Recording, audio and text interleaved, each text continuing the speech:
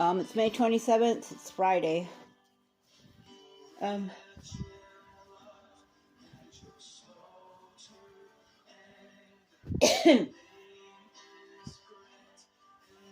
so, just getting up. I actually woke up about an hour ago. So, I was,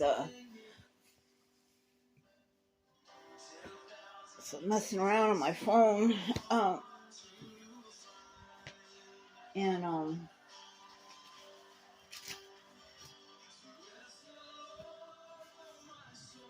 I,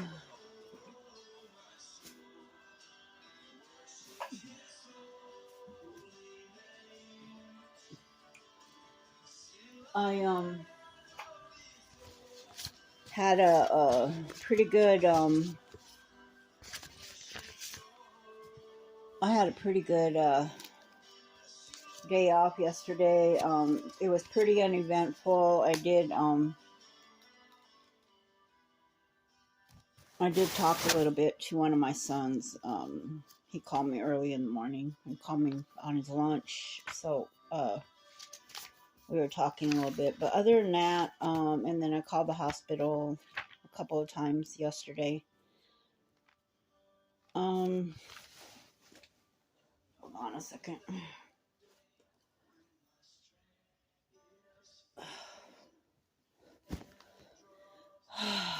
Just getting my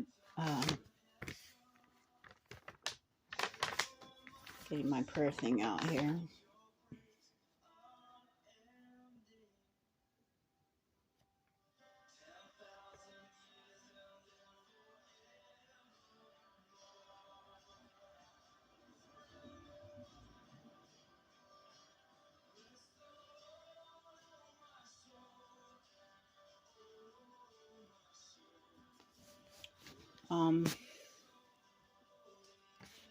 Name of the Father, and the Son, and the Holy Spirit. Amen. Dear Father, thank you for another beautiful day. Thank you for all of my many, many blessings that you give me. I thank you for everything good in my life, because I know that everything good comes from you. I thank you for,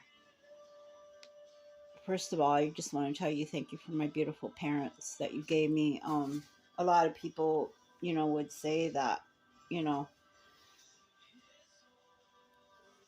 would probably say that I could have had better parents, because my mom and my dad both were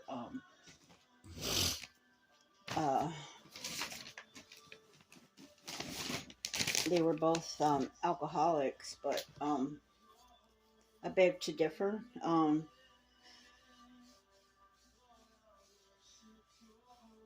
Because if I had a chance to choose my own parents, I would have chose the very same parents that I have. Thank you, Father, for giving me the mom you gave me. Thank you for giving me. I love her so much, and I miss her so much. But one thing I do feel is I feel her constant presence in my life. Every single day I feel her presence, and I guess that's one of the reasons why my ability to function and go on in my life is the way I have been, is because of my mom, and because I know that she's with me. She's with me at all times. Um, and nothing is going to change on that. She always will be there for me. So I just want to tell you thank you this morning for my home. I thank you for my job. I thank you for the health and the strength that you give me. I want to tell you thank you for helping me with my diabetes. I've been able to. My doctor took me off my pills. She was just ecstatic. She was so happy with my progress that I made since my last checkup, where she makes me come in about every. I have to come in every 3 months and do my blood work, and she keeps tabs on me and on my progress. So I just want to tell you thank you for taking care of me and for my good health, and that I am able to hold down a job, and I'm able to make my own income, and I don't have to rely on anybody. I don't have to depend on anybody. I'm able to take care of myself. And I just want to tell you thank you for that, because that means a lot to me. I pray this morning for my children, Julie, Maria, Lord, Land, Daniel, Michael, Lupita, and Anna. I have 7 children, two that are in heaven waiting for me. I'm looking forward to the day when I will be able to see them and meet with them, hold them in my arms, talk with them. Because as you know, God, I didn't have any choice over having those babies. I was going to say they were taken from me, which is literally what I felt like. Um, I always wanted to have a lot of babies, ever since I was a little girl. And that was because of my own mother, she had 10 children. And I just really looked up to my mother. I wanted to be just like her. As I grew up, as I watched her, she was my icon, and she was my queen, and she still is. She's the queen in my heart. She sits on the throne of my heart as my queen, and she will never lose her place there. Um, the values, the standards, everything that she has taught me as I grew up, I hang on to those ways and those traditions, and I will not budge from those. I will hang on to those. And one of the things that my mom instilled in me is a love for family. She had a great love for family. That was one of the things that I really loved about my mom, was she was always intent on keeping us close as a family. We made many, many, many trips to my grandma's house, because we lived in Fort Yates. My grandma lived in Waukepa, so we would get into the car and we would drive down there to Waukepa to visit my grandmother all the time. And not only that, but there was even a period when we lived with my grandma, and that was after my mom divorced my dad. So yeah, so I have a lot of cousins, and I have a lot of aunties and uncles, and um,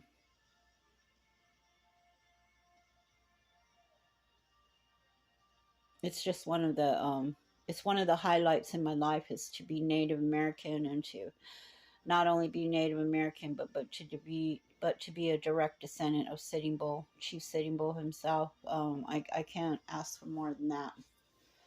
That is just, to me, that is everything. So I want to pray this morning also for my 5 grandsons. I pray for all 5 of them. I pray for my 3 granddaughters. I pray for all of my brothers and sisters, aunties, uncles, cousins, nieces, and nephews.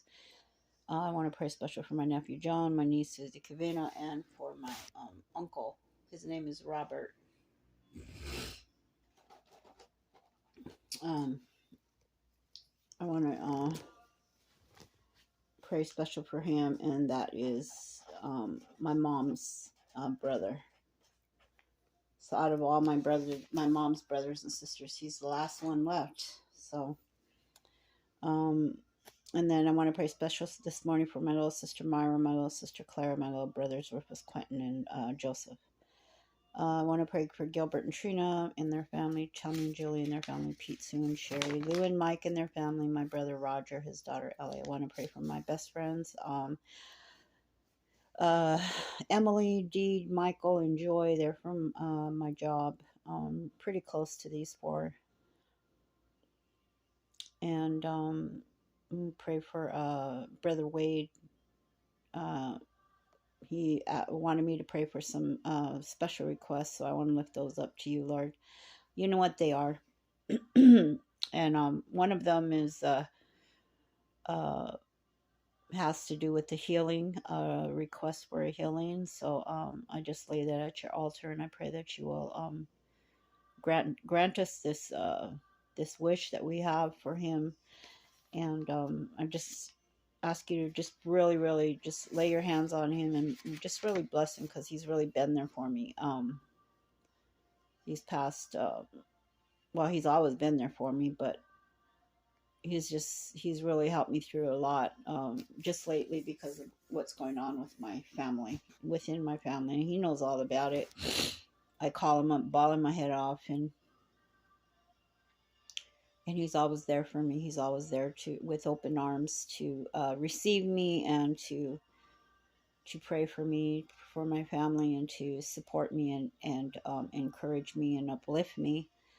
And for that, I'm very, very grateful. I want to pray for Christina. I met her on Facebook, and she is also his friend before she was mine. So I want to pray for her. She's the one that made the beautiful dress that I was wearing yesterday. She sewed it. She made it with her own hands, and it's such a beautiful, beautiful dress, and I love it. Praying for my best friend Robin, and then Rebecca. I still haven't called Rebecca. I always say I'm gonna call her, and I still haven't done it. And I want to pray for Janet, and Janet's prayers are my prayers. So I lift up her prayers, and I lift up mine, Lord. I pray for my boss and her family. I pray special for her. I love my boss. It was a little over a year ago when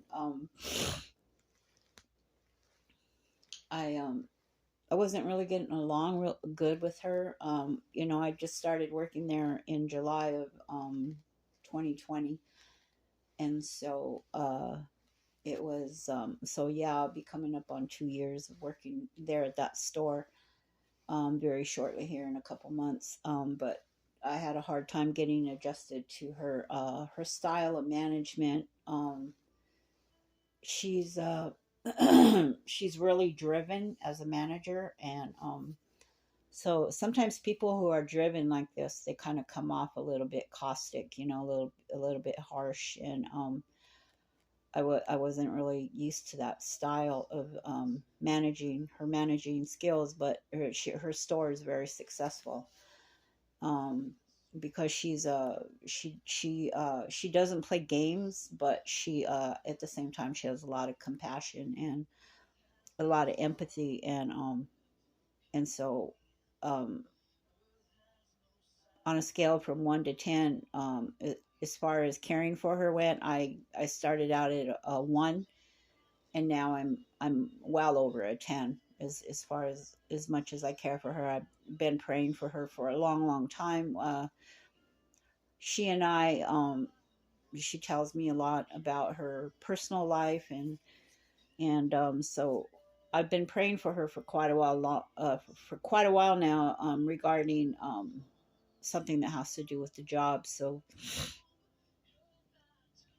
and so far, our prayers together are working, and so she's really, really a blessing. Last Wednesday, I couldn't go to work. I couldn't go. I just couldn't go. I was just like, I had no energy at all. I had no sleep, hardly, maybe 2 hours if I was lucky that night.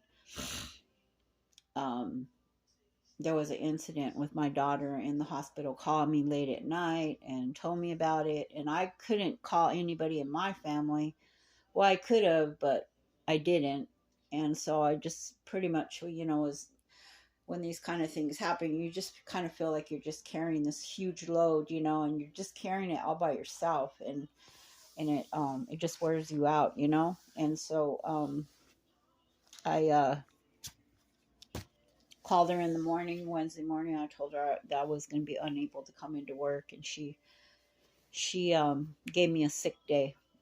She said, I'm going to look in your I'm going to look and see if you have a sick day. And she said, if you have one, I'll give you a sick day. So basically what a sick day is they pay you, even though you don't go to work. They pay you. So I must have acquired enough for a sick day, so I did get a sick day last week. So I'm just really really grateful for that, because I was able to get through that day. And then again, this past Wednesday, once again there was an incident in the morning, and so by the time I rolled up on my job, and there's like a little ledge there in the parking lot, so I always sit right there and I smoke a cigarette and um, just usually just chill and wait for my manager to show up. So I was sitting there and I was just crying and crying, and I was just really hurting. And come to find out, when I got inside the store and we started our shift, it was only me and my boss. Nobody else had showed up. Um, my one of my coworkers, usually she rolls up and we sit together and wait for my manager. She wasn't even there. So I was like, what's going on? And I looked at my phone because I was like, what time is it? What time is it? There's nobody here. And so so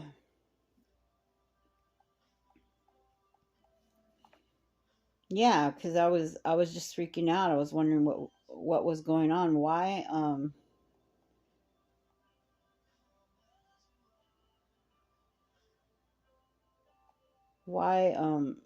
how come nobody's here? And so there's this person that works with us in Key One, and she wasn't even there. She hadn't even shown up. She didn't come into work that day, and so I had to do her job. I had to help my manager out on the floor, which is very unusual because usually my manager doesn't ask me to go out there, but she had asked me to go out there and help them on Wednesday. So Wednesday I wasn't able to make my quota. I think I only built 5 racks, and normally I build 7. But of course I know my manager understood. It wasn't my fault. So at the end of the day, I just want to tell you, thank you, Father, for answering all my prayers, for answering my brother's prayers. He was praying for me. Um, he told me, he said, I'll pray for you. And my best friend Robin, she said she would pray for me. And um, I got through the day. I got through the day okay. So now here's today, Friday, and I'll be going in and working today. And then I have tomorrow and Sunday off. I'm going to be getting a rental car tonight. It's going to be a compact car. I requested a compact car because I was going to take a trip, but after I got my contract and everything, there were some rules in there, and one of the rules is not a rule that I was particularly happy with, and it was uh, that I can only drive that car 150 miles a day. That's it. That's it. So I'm hoping and praying that I will be able to take this trip next week to go down to Arizona, and I'm going down there to go see my kids. I have 3 kids that live there, so going to be going down there to go visit them a little bit just for the weekend, and then drive back and to come back and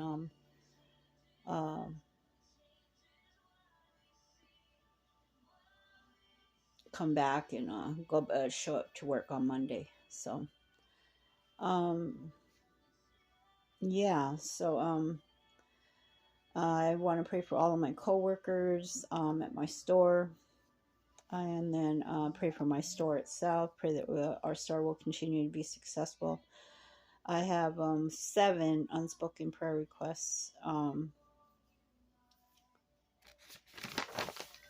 now that I have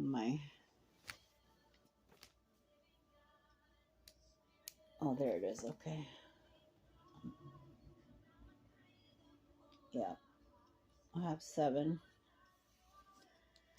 And I want to pray for Julio, his wife, and his mother-in-law. I have unspoken prayer requests for Julie, Maria, Laura, Lynn, Daniel, Michael, and Lupita. I want to pray for all the missing Indigenous men and women and their families. I pray for all the people who are locked up, the first responders. I pray for the families of unsolved mysteries, the COVID victims and their families. I pray for everybody who's in a hospital, especially for my little girl.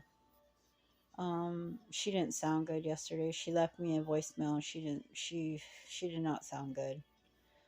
I missed her call. I was charging my phone.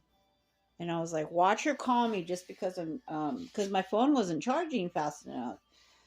And so I said, well, let me turn it off. It charges faster when it's turned off. And so sure enough, she called me when I had my phone turned off. So I immediately called her back and I left a message because they said her nurse was on a break.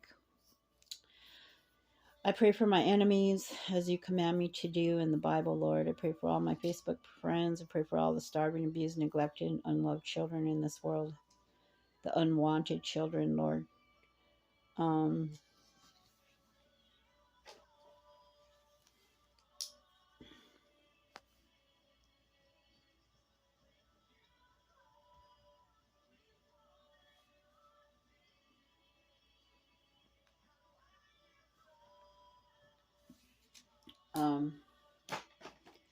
I pray for all I pray for the country of Ukraine, their leaders, their military, their refugees, every single one of their refugees, Lord. For they've all been displaced. It's so wrong. I lift them up. I pray for all of their love, the families who have lost their loved ones already in this ugly, stupid, crazy, and needless war there in Ukraine. I pray for all the our military and their families, and then for our veterans. I pray for all the leaders of our of our country. Have continued prayer for my ankle, for healing in my ankle. It's not healing, still painful. I still haven't gone and gotten it x-rayed, but I am going to very shortly. Praying for Gilbert and Trina's son, Joseph, and praying for the reason why I pray special for him is because he's a priest. So want to lift him up today. Pray for all the homeless, the prostitutes, alcoholics, and drug addicts. Pray for my navigator, Carla. She came with my Section 8 voucher, so she's there for me. We meet once a month, and she has helped me in so many ways. She's nonstop, always helping me with everything that I need, and she just goes over and beyond for me. A couple of weeks ago, she took me to do all of my laundry. She literally drove over here and helped me to do my laundry, and which was a very large task, very large. I was there almost 3 hours trying to get that done. I pray for my health facilitator, Jose, and then for the NADP staff, the AICC staff. I pray for my therapist, Christina, and my psychiatrist, Dr. Dan.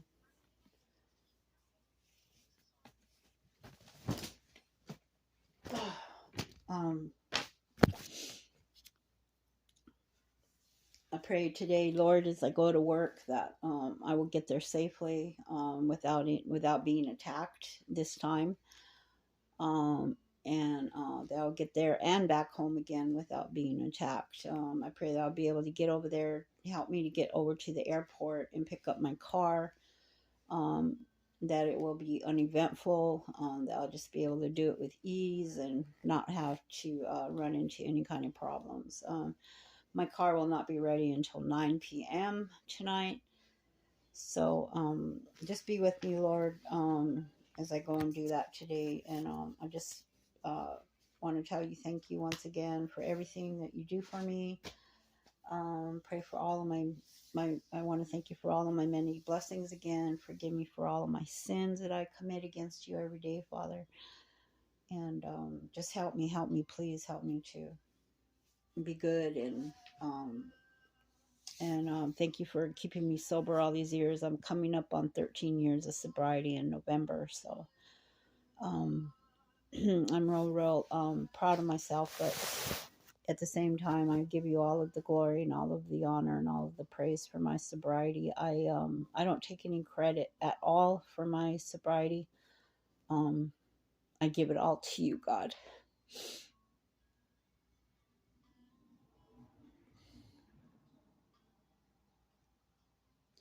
100%.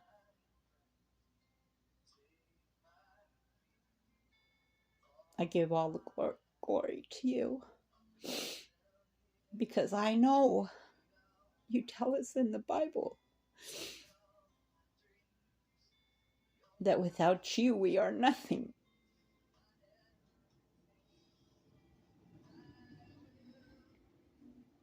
That through you we have life.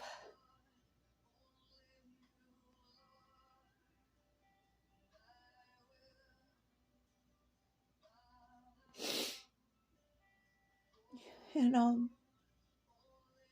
there's a poem called Footprints in the Sand. And that's what I feel like right now. I feel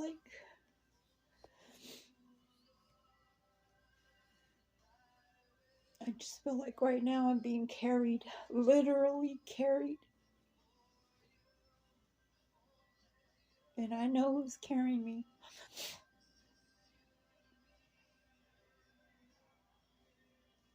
And yesterday I went on my Facebook and I found a couple of pictures that my foster sister Margaret, she posted them on my Facebook. She found them.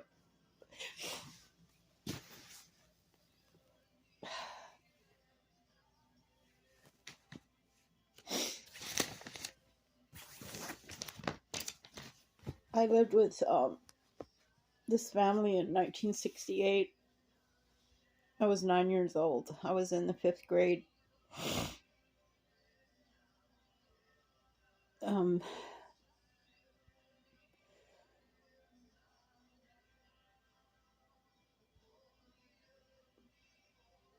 sorry, it wasn't 19. Did I say 1968? It was 1969. I got there in 1968 to their house, but it was the year 1969 when I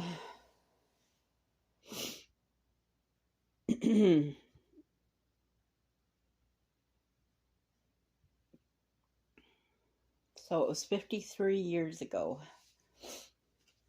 Wow, 53 years ago that I'm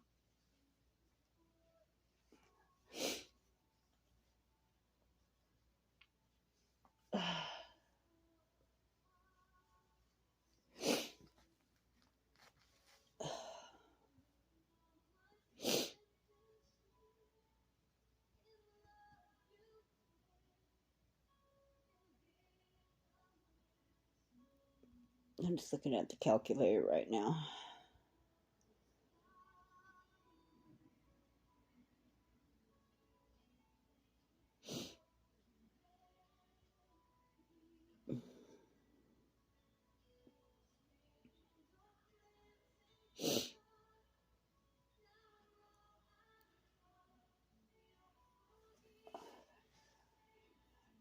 Yeah, so I was 10 years old.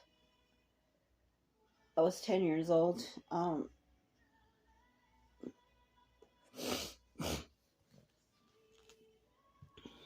thought I got baptized into the church when I was 8 years old, but I wasn't 8. I was 9. Yeah, I was 9. I wasn't 8 like I thought for so long. But even before I became a Mormon, I was attending the Episcopal Church because my mother and my dad, they baptized me in the Episcopal Church in down there in Wapala. So initially, before I was Mormon, I was an Episcopal. I was in the Episcopal religion. My mom, she always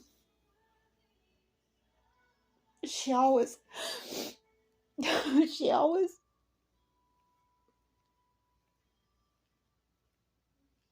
wanted to make sure that I attended church.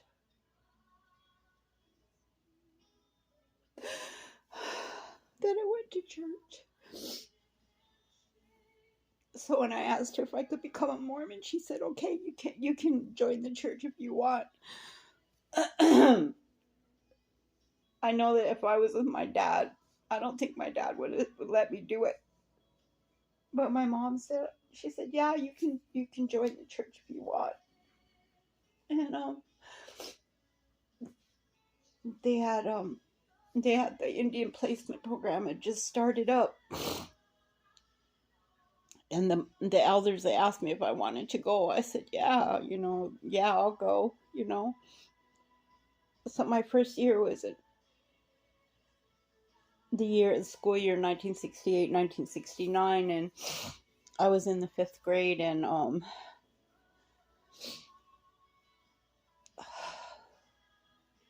it was in these families where I learned the value of family so strongly.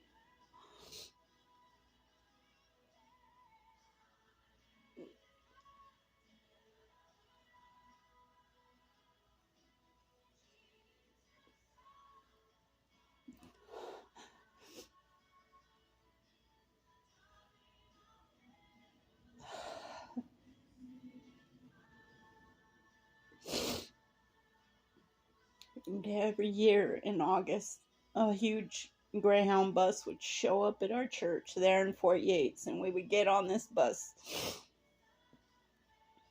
Our families would bring us there, with our luggage, and we would get on this bus, and I don't know if, I guess the Mormons were chartering these buses, for us to be able to go on these buses, special all the way to Idaho.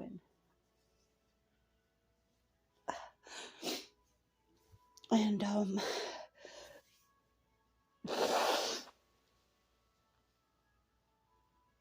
I remember this one year, I was down there in Wakpala. I was living with my grandma at the time.